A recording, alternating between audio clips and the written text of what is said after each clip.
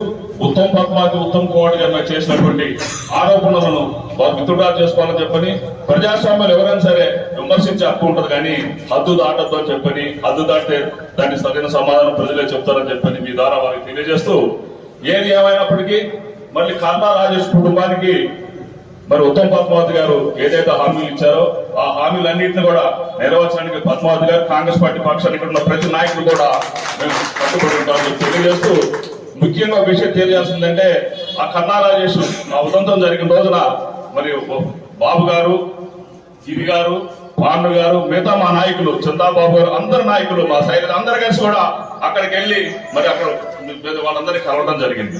మరి ఇది కాంగ్రెస్ పార్టీకి ఏదైనా ఉంటే మాకు అటువంటి మరి మా నాయకులు వెళ్ళేవాడు కాదు కదా. దీంట్లో ఉత్తమ్ పద్మావతి గారికి ఎటువంటి సరే అక్కడికైతే వెళ్ళిన విషయం నాకు తెలుసు.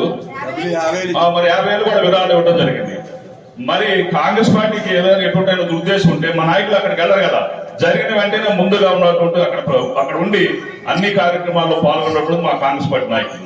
మరి అదే విధంగా మరి మల్లయ్య గారు అనేక సందర్భాల్లో మాట్లాడుతూ షాడో ఎమ్మెల్యేలు అంటున్నాడు. కోదాడ ప్రజలందరికీ తెలుసు ఎవరి కాలంలో షాడో ఎమ్మెల్యేలు ఉన్నారు, ఏ షాడో ఎమ్మెల్యే వల్ల ట్రైన్స్ అని కోదాడ టౌన్ సీఏ ట్రాన్స్ఫర్ అయిందో ఇక్కడ ప్రజలందరికీ తెలుసు. ఇక్కడ ఉన్న ప్రతి ఒక్క నాయకుడు, ఈ వేదిక ఉన్న ప్రతి ఒక్క నాయకుడు ఈ కాంగ్రెస్ పార్టీ పక్షాన్ని పనిచేస్తున్నాడు.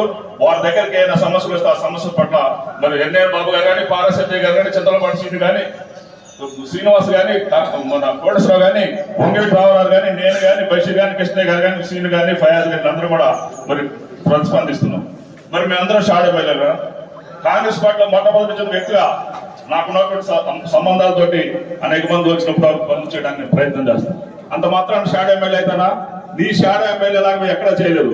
నువ్వు ఒక్క కార్యక్రమం నిరూపిస్తే నేను దేనికైనా సిద్ధం అని చెప్పి ఈ సందర్భంగా తెలియజేస్తూ మల్లయ్య గారు మీరు అంచుత వ్యాఖ్యలు ఉత్తరాజారని చెప్పని నేను మీరేదైతే ఉత్తమ దంపతుల మీద అంచుత వ్యాఖ్యలు చేశారో దాని మీద తప్పనిసరిగా డిఫర్మేట్ షూట్ వేస్తామని చెప్పి మీ ద్వారా తెలియజేస్తూ సెలవు తీసుకుంటున్నాను.